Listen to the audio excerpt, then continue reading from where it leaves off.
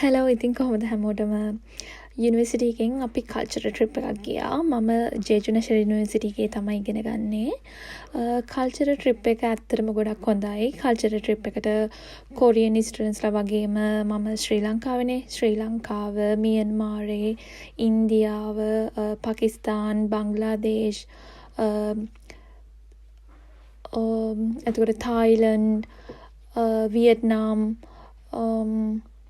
ඒ වගේ පිලිපීන් ඒ වගේ ගොඩක් මේ ස්ටුඩන්ට්ස්ලා සහභාගී වුණා. මොකද මේක හැම අවුරුද්දෙම යන කල්චරල් ට්‍රිප් එකක්.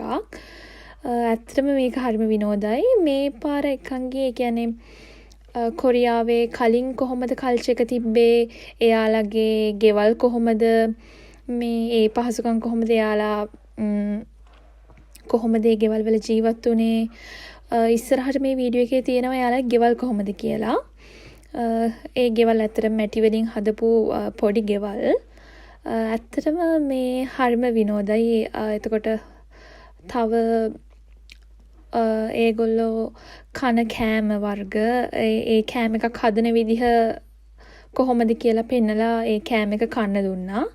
ඇත්තට මේක කන්න පුළුවන්, හරි රහයි. ඒක කරන්නේ මේ බත් වලින් තමයි ඒක හැදුවේ. බත් අර තලලා වගේ මේ මෙතන එක තමයි කරන්නේ. බත් තලලා ඒක නිකන් බ්ලෙන්ඩ් කරනවා වගේ කරන්නේ. ඒ කරලා මොකක් හරි පිටි මිශ්‍රණයක් වගේ එකක් තිබ්බා. ඒ පිටි මිශ්‍රණේ දවටලා ඕක කෑලි කෑලි කපනවා. එහෙම තමයි ඕක හැදුවේ. ඕක හොඳටම මේ අර ඒ කියන්නේ ওই බත් එක උයලා මෙහි කොහොමද තියෙන්නේ අර මේ ස්ටිකි රයිස් නේ, කියන්නේ ඇලෙන බත්නේ. ඒ ඇලෙන බත් එක තවත් හොඳට මේ අර වංගෙඩිය කොටනවා වගේ ওই විදිහට තලන්න ඕන. වතුර චුට්ට දදා තමයි ඒක මේ එහෙට මෙහෙට කරන්න ඕනේ.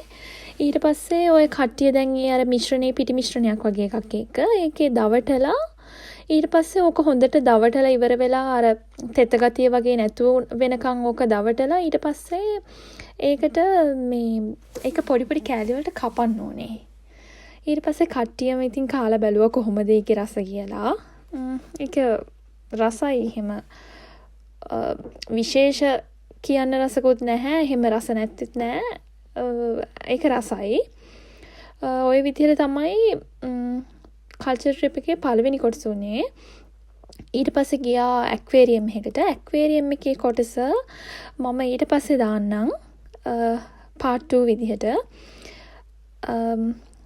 මේකේ ඉස්සරහට කොහොමද අපි ගියපු කල්චරල් ට්‍රිප් එකේ පරිසරය කොහොමද, ඒ දේවල් බලන්න. එදා හොඳටම වැස්ස දවසක්. වැස්සේ රේන් කෝට් දාගෙන තමයි අපි කට්ටියම ගියේ.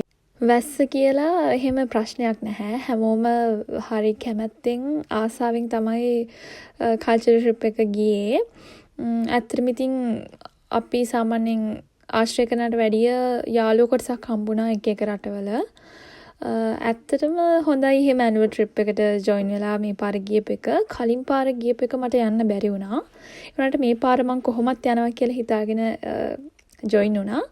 මේ චංගුමි තමයි මේ ගෙදර හිටියේ. ඒ කියන්නේ ඒ කාලේ පාවිච්චි කරපු බඩු මොනවාද, ඖෂධ වර්ග මොනවාද, ඒ දේවල් තමයි අර චංගුමි හිටපු ඒ කතාවේ, සුජාත දීනි කතාවේ මේ පෝස්ටර්ස් වගේ ගහලා තියෙනවා. මේ හම්බොක් එක කොරියාවේ අඳින ඇඳුම.